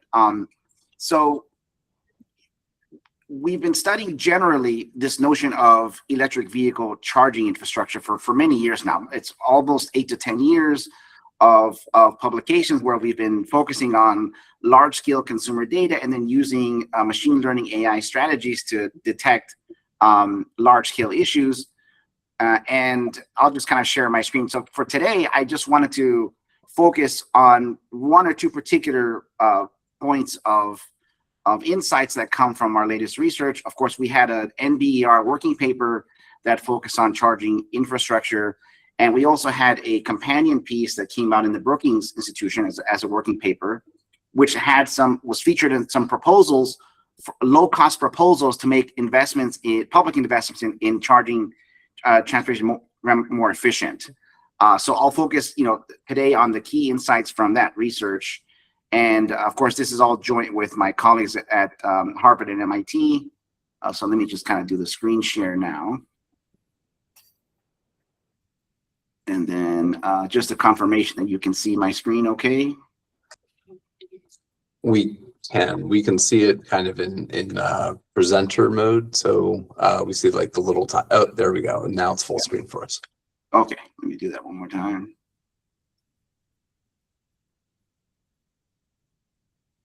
Yep. Okay.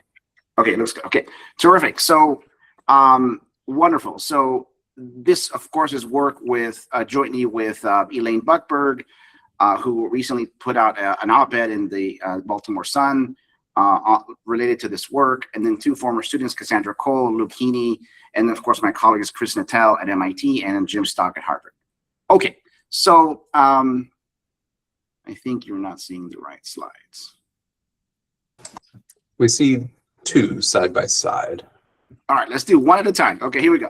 So we've been publishing research on just documenting this general what we call experience mismatch in EV charging. That is, among existing EV drivers, there's often the case where you get to a charging station and maybe it's not available. Maybe they're iced by a gas combustion car. Maybe you get there and it doesn't work. Maybe the screen is broken, the plug is exposed.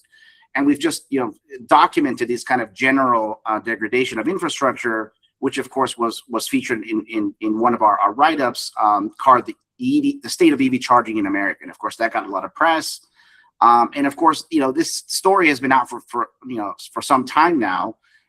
We coverage in Bloomberg and Wall Street Journal and so forth, where you have these kind of reporters going out to do these charging audit studies, where they go off and see, okay, what is the user experience like for charging? And of course, our friends at JD Power do a lot of this kind of research as well, and getting a lot of important consumer evidence. So I wanted to point out kind of a quick statistic, and that is, from the standpoint of regulation, we had a lot of discussion, a lot of issues around the NEVI funding, and of course, as you all know, we have this 97% uptime provision in NEVI that requires all publicly funded chargers to meet kind of this the standard of uptime for reliability, or at least a measure of uptime, how well these chargers are working. And of course, we're not alone. Of course, in the UK, there's a 99%, even more aggressive uptime requirement as part of the regulations. But as I mentioned most recently, last year, Charger Help did a kind of a audit study of 2,700 charging stations, and they used telemetry feeds from different cars, and they found that only 71% of charging attempts within their sample of study were successful, even as the data feeds coming from the APIs coming from the chargers were reported as being available. And so, of course, that's been out there kind of in industry studies. In academic studies, of similar study by Rempel et al. Found that the number was around 73% of chargers along these major EV corridors were functional. And of course, these numbers kind of conflict with, I think, ordinary consumer experiences about you get there and it's often not available, which opens questions about what underlying incentives are. But it certainly is conflicting with this 95 to 98% uptime that's generally provided by the charging providers. So we think that real-time data provision, in other words, allowing the charge point operators to broadcast for free information about the real-time status of the charger is a fundamental and important kind of market failure that we've kind of identified. And of course, why is this important? You don't want to run out of charge. You're doing trip planning. Maybe you're on an active trip, and then you get there. You want to know something about the availability and reliability of the charger. And of course, these kind of search and information costs, as most economists think about it, can be very substantial in terms of trip planning, and of course the equivalent time cost for being able to be flexible in terms of where you get these charges. And so real-time data activates what economists refer to as network effects, and that is the more that you have confidence in the public charging infrastructure, of course, the more likely you are to adopt. So this is kind of a very complementary strategy of it's not about the quantity of cars and infrastructure provision, but we're talking about the quality of that charging experience. That's kind of an important one. So let me just quickly walk you through kind of the experiment and the survey and the economic modeling and the results to kind of show you how real-time data provision has gotten a lot of momentum. Certainly in California and Massachusetts, we have kind of provisions that require charge point operators within the states to broadcast real-time data and make it available for free to other providers. And of course, just this week, I think Elaine sent me a press release from the state of Vermont, who also has just announced that they've included real-time data provisions as part of state regulation. So very exciting. We were writing this research, and to get this kind of momentum around the implications of the work is very exciting for us. So we're just really happy to see.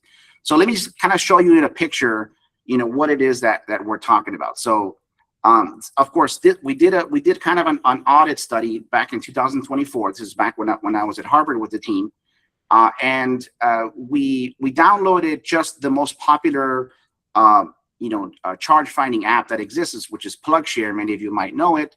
And we just we scraped PlugShare to figure out which one of the publicly listed chargers would simply broadcast the real-time status of the charger. So in this map, what you're seeing is if there's a red pin, it meant that throughout the time of monitoring, there was no real-time status communicated. Maybe you have static information. Okay, a charger exists.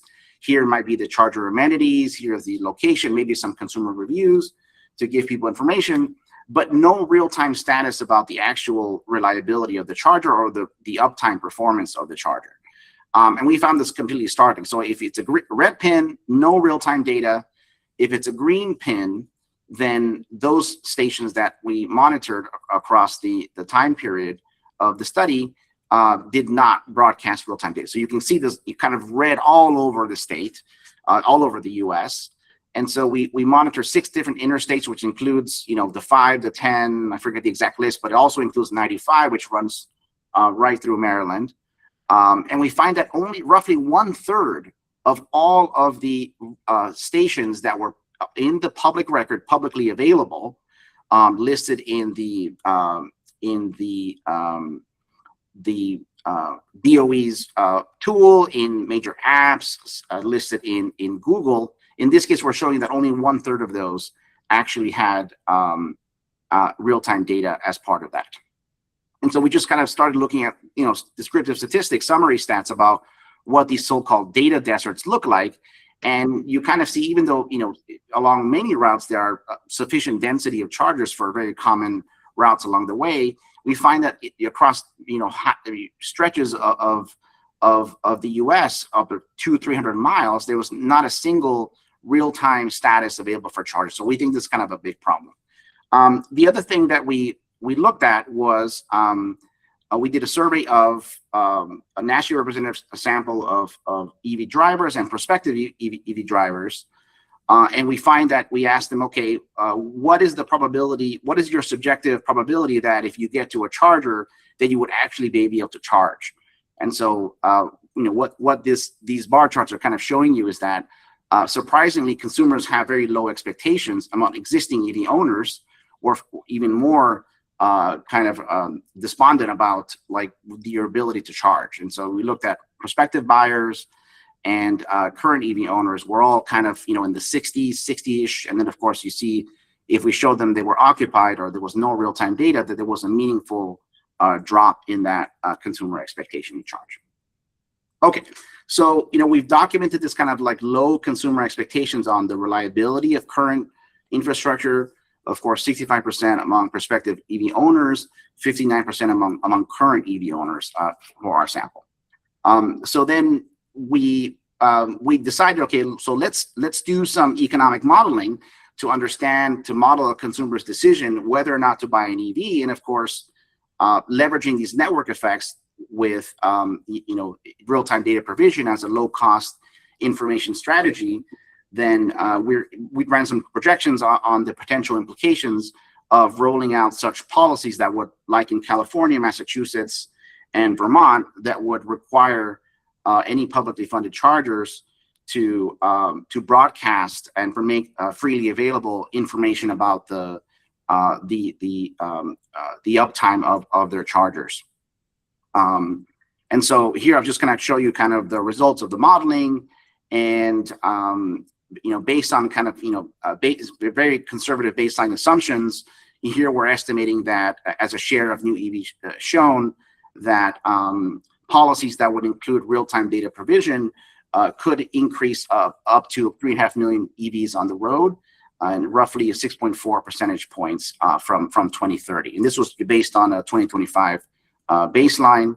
And so one of the I think important aspects of these kinds of policies that we're really talking about not a directly incentivized mechanism to direct subsidies at the point of sale or direct subsidies at for charging infrastructure deployment.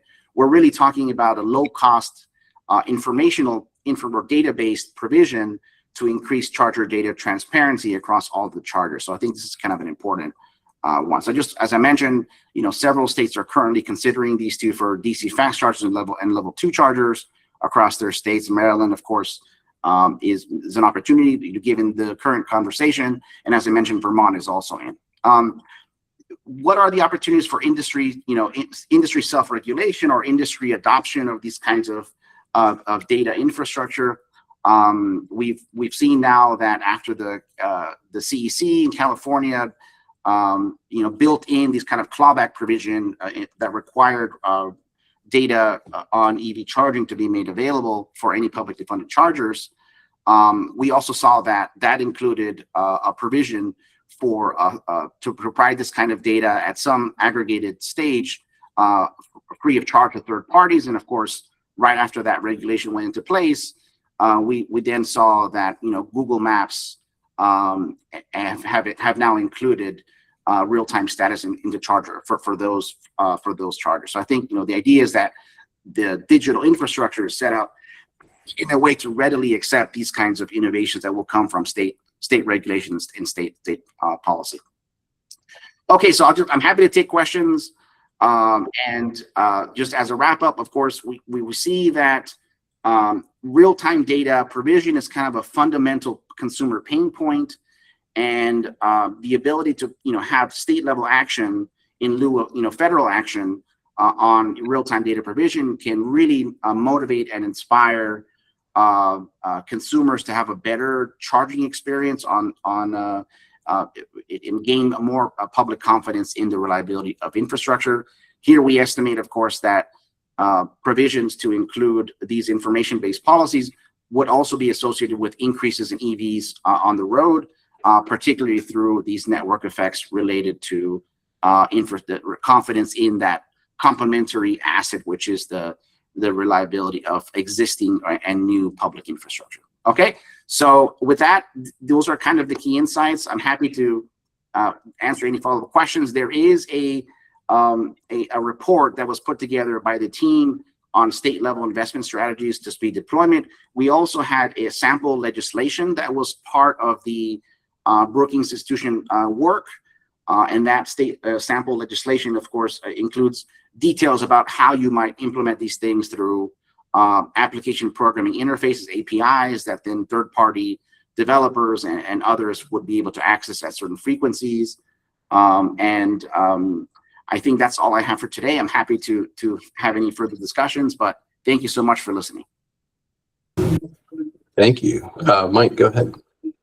Yeah, two things. And it really relates to how this applies in Maryland.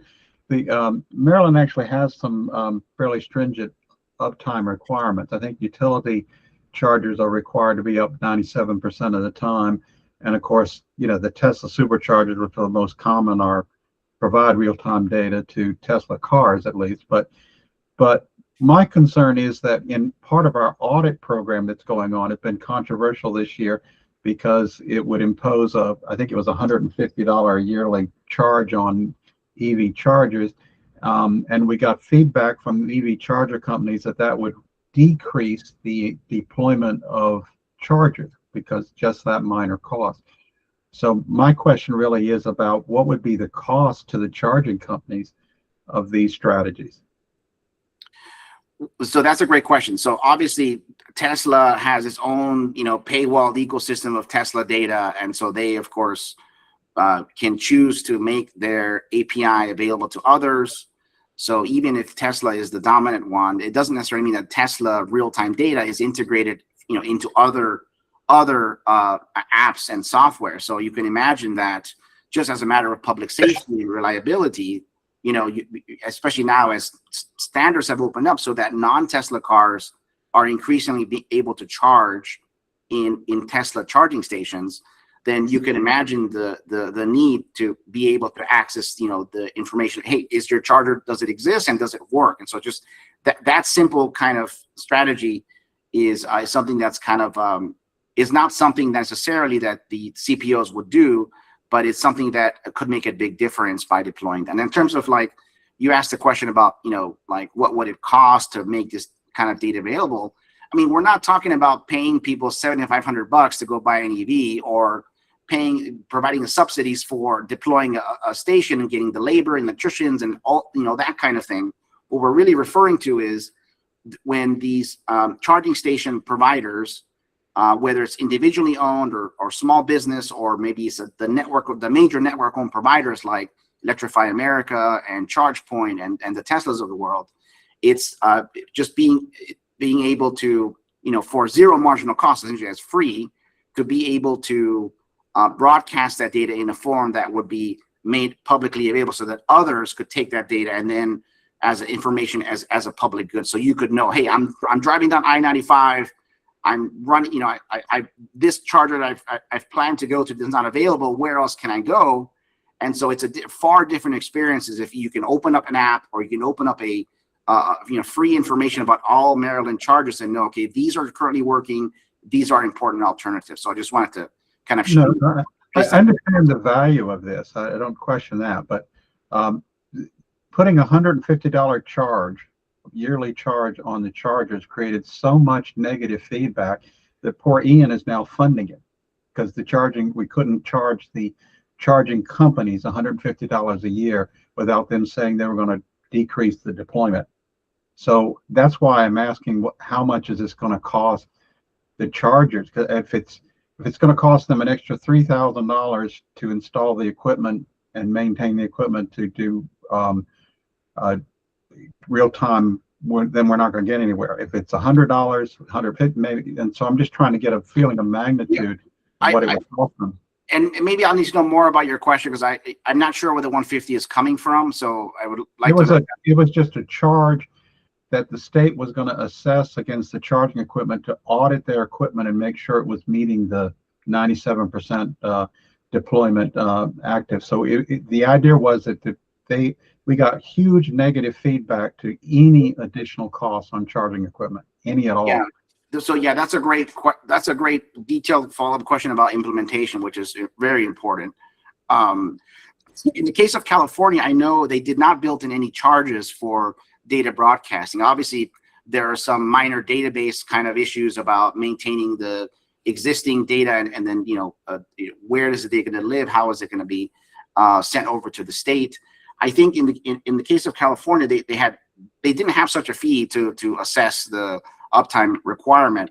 But what they did is if somebody didn't meet the requirement, then I know they had a clawback mechanism for non-compliance. So you could imagine that for some firms might decide, okay, I'll just pay the fee or whatever it is, and then not report the data, and then so that it raises questions about compliance with such regulations. So I think there's probably different structures. I'm not sure about the 150 or if that was set too high or what sort of a fixed cost that's meant to recover.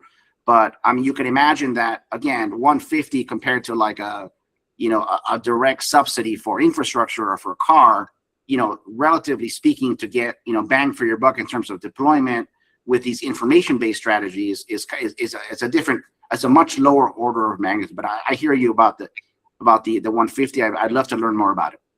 Gotcha. Right.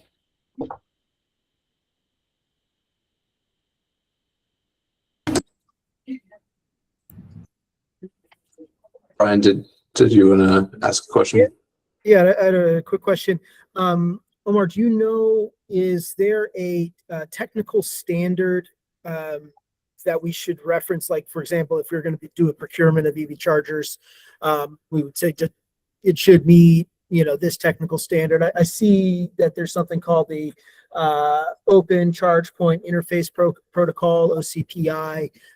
Just like, is that what you should reference if you want to make sure that the chargers you're going to get are going to be able to do this real-time communication? Yes, there are various industry standards for communication, payment, the sort of those things.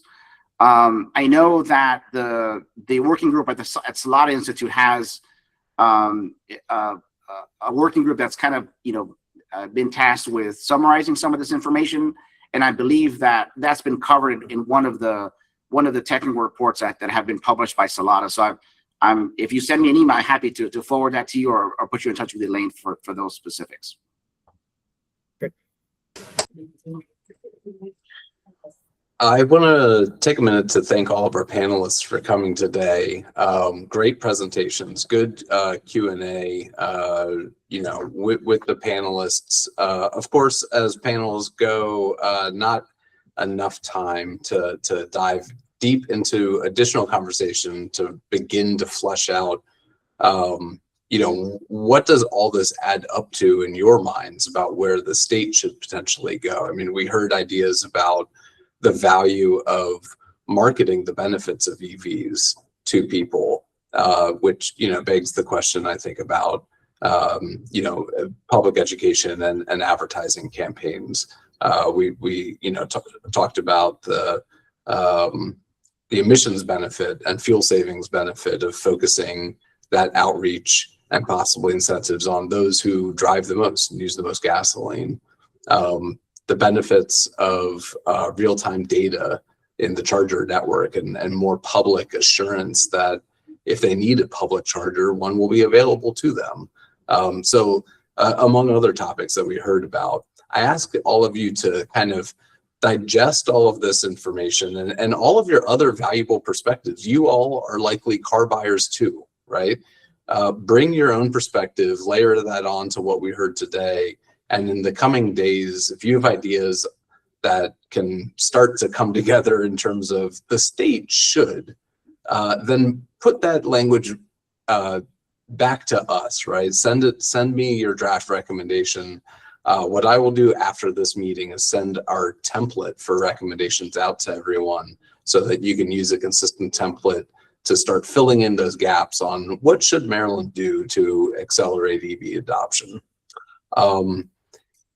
We have just a few minutes left. We always end with an opportunity for public comment. Anyone who didn't already get a chance to speak, feel free to raise your hand and let us know if you want to chime in with any additional thoughts today.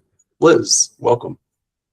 Hi, yeah, we travel quite a bit with our EV, and we've come across a few things, some of it in Canada, but we had to use the app to be able to use the charger. We just couldn't use our credit card. And I don't know how many apps I have on my phone for finding a charger. Electrify America does have the real time, but we've come across some where you have to use their app. You have to put money in their wallet. So I don't know how many apps with $5, $10, spread out. Some of it's not in, some of it was regional, but I don't know if they make a requirement for the state to only purchase or suppliers that don't, you could use a credit card at the pump and not have to go through an app, because we actually had problems. My husband's phone was kind of locked out for downloading apps. So he had a credit card. He's at all these different chargers. He couldn't charge.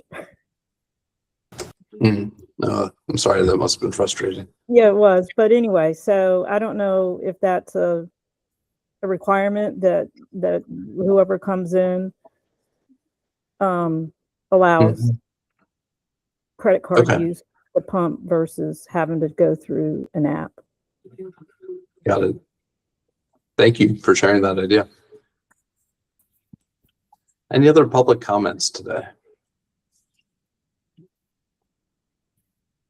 Just to follow up on that last one, Mark, just so people know, a lot of the manufacturers now are going to a process where your car handles that instead of there being an app, like the Tesla does already, but some of the other manufacturers are rolling that out. There's a credit card registered to your car. Yeah. And so when the car is plugged in, the car charges your credit card rather than the charger. Yeah, it's plug and charge. Very important. Also, one of the topics in the working group. So, you can imagine if you happen to be driving a Tesla, you have access to the Tesla network. And this is where like standards and standardization of the experience is important, because if you happen to be driving a Bolt and you go to a level 2 charger, and so you have these cross standards and different plugs and things. So I think it's really important to drive standardization in data and reporting. This is about data transparency, charger data transparency. So I think that illustrates the point that some will have the information, in their telemetry feed in their dash. Others have to rely on apps and different credit cards and things. Others may have to just scan. So there's so much heterogeneity in the user experience that I think the state action to kind of standardize that experience, or at least make the data universally available across different jurisdictions and counties and other locations you might be at, it's certainly a much needed component of the user experience. Thank you for that comment. Thank you. And I see we have another hand, but we're at 3 and I got to respect everyone's time. So thank you again to the panelists. Thank you for all of the MWG members and members of the public who joined us today. The next meeting of the MWG is July 15th. I'll circulate an agenda in advance of that meeting. And again, following this meeting to the members, I will send the recommendation template. Please start sending us your draft recommendations so that the working group can consider them on July 15th or in August. Thank you very much. Mike, Kim, any concluding comments? No, great No, meeting. Thank you very much to everybody. Yeah, I completely agree, but people, please give some thought to this. We've got to make a recommendation to the commission on this subject. So tell us what you recommend. Great. Thanks. Take care, everyone. Have a good one.